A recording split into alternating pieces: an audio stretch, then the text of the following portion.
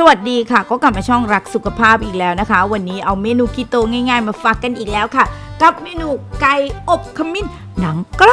อบคีโตบอกเลยว่ากรอบมากนะคะกับหม้อทอดไร้น้ำมันค่ะพร้อมเทคนิคทำให้หนังกรอบก่อนไปดูก็อย่าลืมกดติดตามช่องรักสุขภาพก่อนค่ะเราไปเริ่มลงมือกันเลยค่ะกระเทียมจีนนะคะ2 กลีบค่ะขมิ้นนักไทยดำไปค่ะประมาณ10 เม็ดค่ะดอกเกลือค่ะ1 ช้อนชาค่ะตำทุกอย่างให้เข้ากันจนละเอียดเลยนะคะละเอียดเป็นอย่างลักษณะ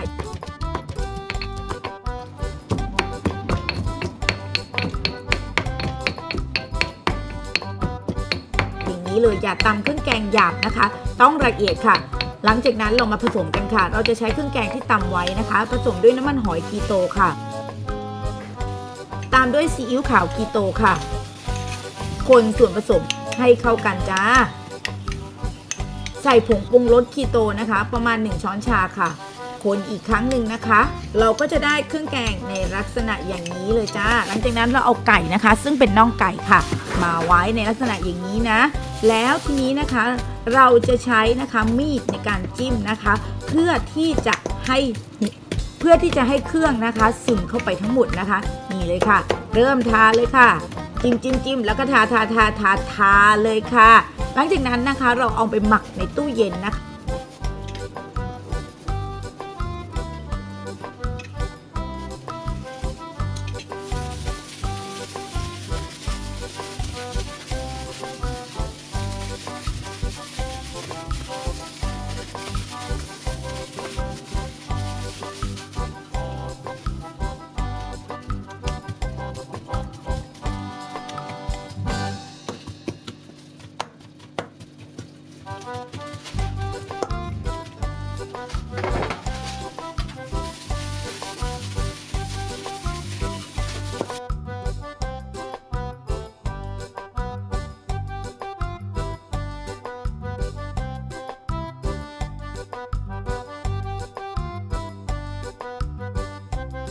ประมาณ1 ชั่วโมงแล้วเรามาย่างกับหม้อ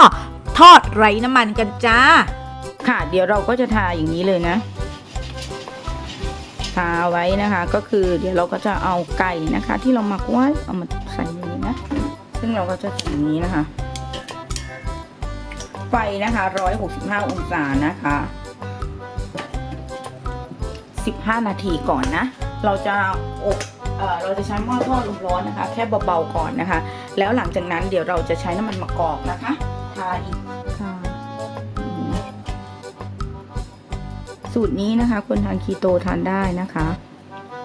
เอาละค่ะทีนี้เอาเข้าต้มหม้ออบกันนะคะ165 องศาเป็นเวลา15 นาทีก่อนค่ะกลับด้านนะคะใส่อีก15 นาทีนะคะเต้นเสร็จแล้วนะคะไก่อบขมิ้นหนังกรอบหม้อทอดไร้น้ำมันทำง่ายอร่อยฟินแน่นอนเราเจอกันใหม่คลิปหน้าคลิปนี้ลาไปก่อนค่ะสวัสดีค่ะ